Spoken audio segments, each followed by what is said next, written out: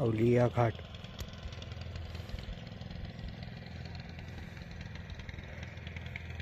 फार वेगळा दगड आहे, सगळीकडे गुळगुळीत असा दगड, मोठा घाट आहे। घाटाच्या पुढे मी कालिका मंदिर आहे त्या ठिकाणी आलेलो आहे, ते मंदिर दर्शन घेतलेलं आहे। हे मध्यभागी जे दिसतंय ते भीमानी टाकलेला तो पर्वत आहे आणि दोन्ही बाजूनी मैया वाहते।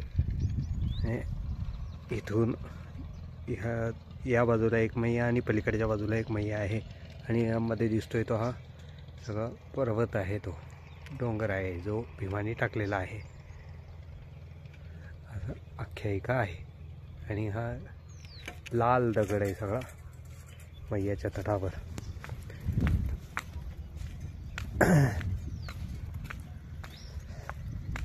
काळा आणि लाल दगड असा दोन्ही दगड आहेत। आपल्याला बघायला मिळत असेल हा लाल दगड पूर्ण,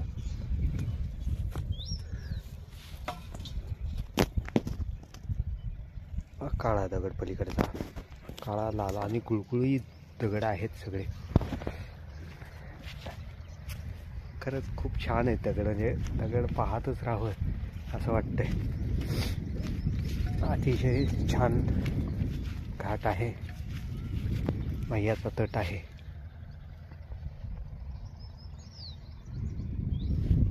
थोडंसं पुढे जाऊया। लाल दगड पूर्ण,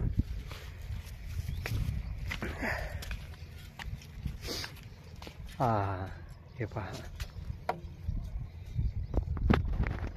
किती छान दिसतंय। काय मैयाचा प्रवाह असेल की दगडांनाही एवढा जबरदस्त आकार मिळतो इथे।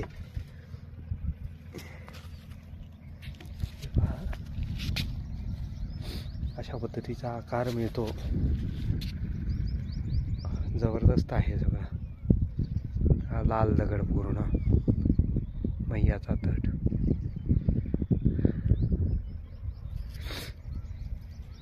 खूप छान आहे, बघण्यासारखं आहे। सहसा परिक्रमासी या बाजूला येत नाहीत, पलीकडून रस्ता आहे तिकडून निघून जातात। पण मी तटावरच एका आश्रमामध्ये एकटाच थांबलेला असल्यामुळे त्या महाराजांनी सांगितले की तुम्ही या तटाच्या तटाने जा, तुम्ही तुम्हाला बरंच काही बघायला मिळेल। नंतर मी या मार्गाने एकटा आलोय, तर मला खूप छान प्रसन्न वाटलं महाराजांनी सांगितल्याप्रमाणे।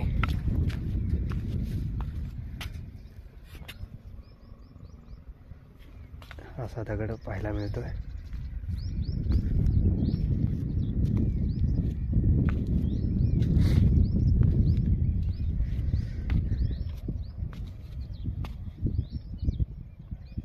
परिक्रमा म्हणजे असे विविध निसर्गाचे चमत्कार बघणं आणि मैयाच्या तटावर असणाऱ्या सगळ्या शक्तींचं दर्शन घेणं आणि ती शक्ती प्राप्त करून घेणं, ह्याच्यासाठी परिक्रमा आहे।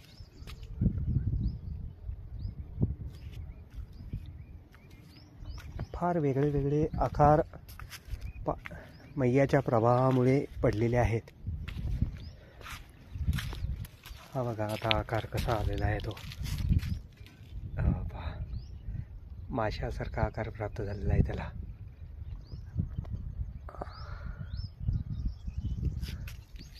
खूप छान आहे, लाल दगड पूर्ण।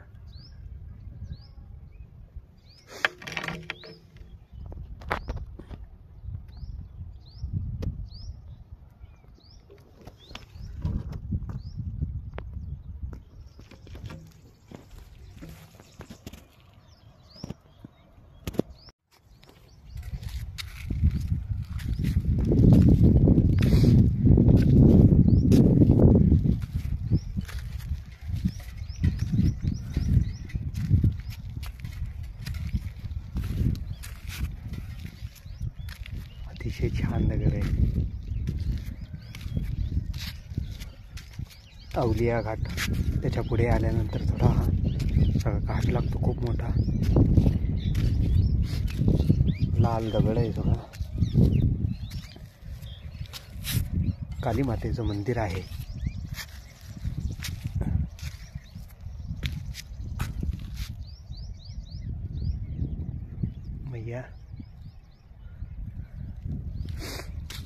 मैयाच्या तटावरून जो चालण्याचा आनंद असतो ना, तो कशातच येत नाही.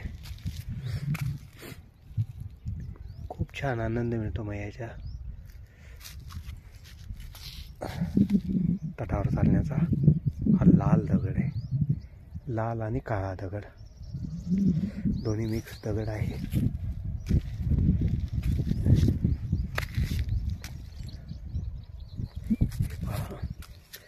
फार वेगळा दगड आहे.